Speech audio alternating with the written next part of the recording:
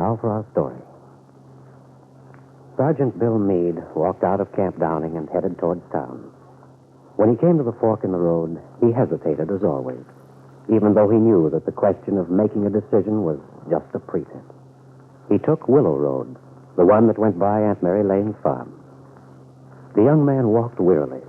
It was totally unnecessary for Bill to walk back and forth to camp, depending on a chance ride. He could have driven his wife's car. But for some reason, ever since Kit had left for California, he had refrained from using it. Their marriage was only a legal fact now. Knowing that he didn't love her, Bill felt somehow that he just couldn't use anything that was hers. As he came to the Lane farm, Bill Meade saw a car driving out of the gate. He recognized its occupant.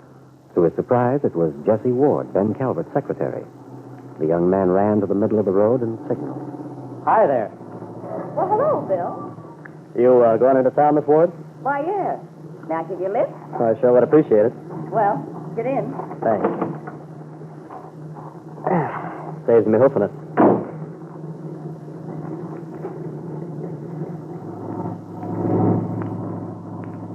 Well, how are you, Miss Ward? Oh, just fine. Good. You been to see Aunt Mary?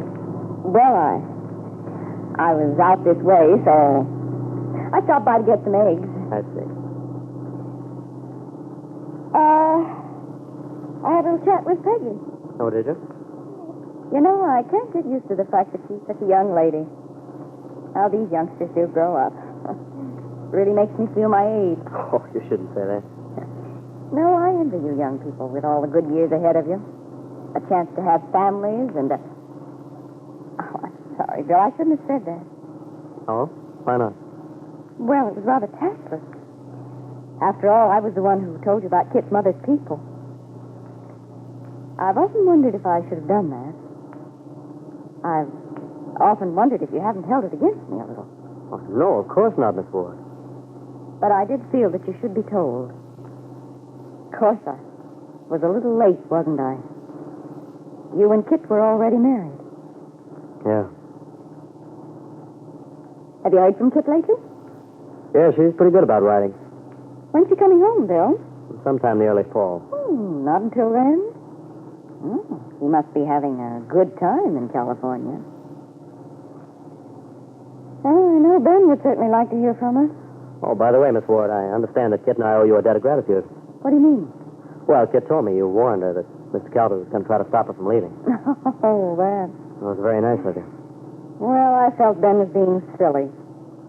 After all, if Kit wanted to leave town for a little while, it certainly seemed to me that it was her affair. And yours, of course. But you know Ben. Yeah. Well, thanks, just the same. Yes. It would certainly be a shock to Bill if he knew the debt I owe him and Kit. Poor boy. I really feel sorry for him. But I don't for Kit. It's an odd thing that this tragedy, the expected child, should have given me the advantage over Ben. Yeah, and I almost lost that advantage this evening by going to Aunt Mary. Telling her the story about Kit's baby and the inherited insanity in the Bowman family. That was a foolish thing to have done. I was too hasty. Ben's just stalling for more time. I know that, and I shouldn't let it bother me. And, of course, it kills him to have to give in to me. But he'll have to. No, I shouldn't have gone to Aunt Mary. She was certainly righteous about it. But it's a good thing my visit to the farm turned out as it did.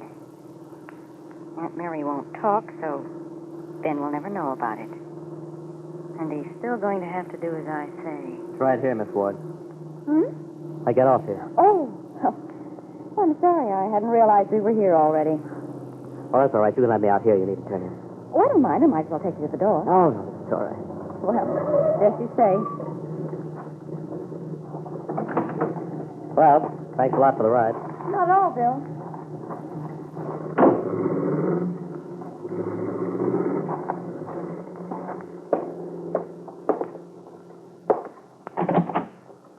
Good evening, Bill. Mr. Calvert. Well, how did you get in? I found the door unlocked, so I took the liberty of coming inside to wait for you. Hope you don't mind. No. Oh, that's okay. What did you want to see me about, Mr. Calvert? I wish you wouldn't take that defensive attitude, Bill. I'm not on the defensive, as you put it. But it does seem to me that we never get any place, you and I. Bill, won't you tell me where Kit is, how I can get in touch with her? Mr. Calvert, there's no point in going over this again. I made a promise to Kit, and as I told you the other day, I see no reason for breaking that promise. Why, if she knew that someone had found out about the baby and had told you, well, it would upset her no end. But I've told you the story isn't going to go any further. Believe me, Bill, it's for Kit's good and for yours. I'm sorry, but I can't do it.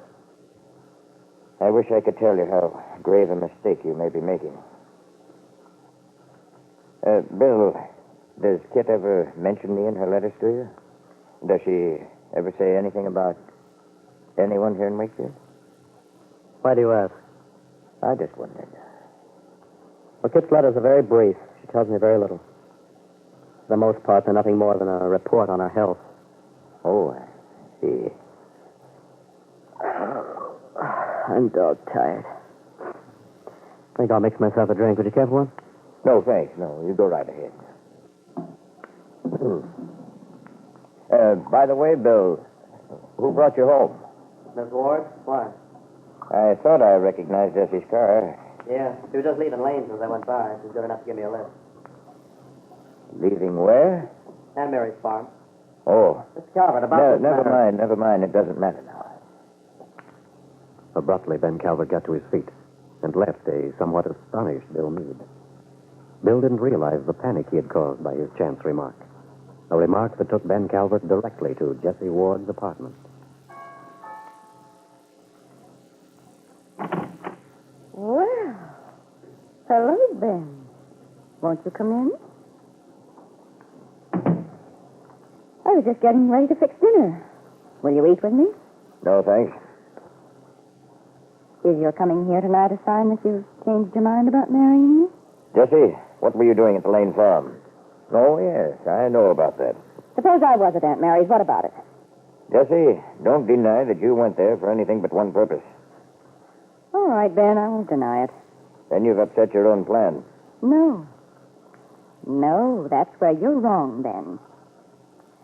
I told Aunt Mary, yes, but I failed in my purpose. That doesn't make sense. But it does, because Mary Lane was outraged that I told her what I did. In fact, she gave me quite a lecture and said that she's going to forget I was ever there. Forget everything I said. She'll not overlook an opportunity like this. Why, she'll Oh, don't be a fool, Ben. You know as well as I do that she's just that kind of a woman. Yes. Yes, come to think of it, she is. But to have that woman know, to have her protecting my name, protecting my daughter's name, Jessie, I could kill you for that. Yes, I know. But you're going to marry me instead, Ben. Am I? You bet you are. Because this should prove to you that I have no hesitance in doing exactly what I told you I'd do. So make up your mind, Ben. All right, Jessie. Why you want to be married to me, heaven only knows. But if it will keep you quiet, all right, I'll do it. And right away. We'll have to wait 3 days. It's the law of the state, you know. After all these years, I can wait 3 days. Then it's settled, then? Yes, Jessie. It's settled. Jessie Ward's attitude was casual enough, but her heart was triumphant, elated. The town had always said she'd never be Mrs. Ben Calvert.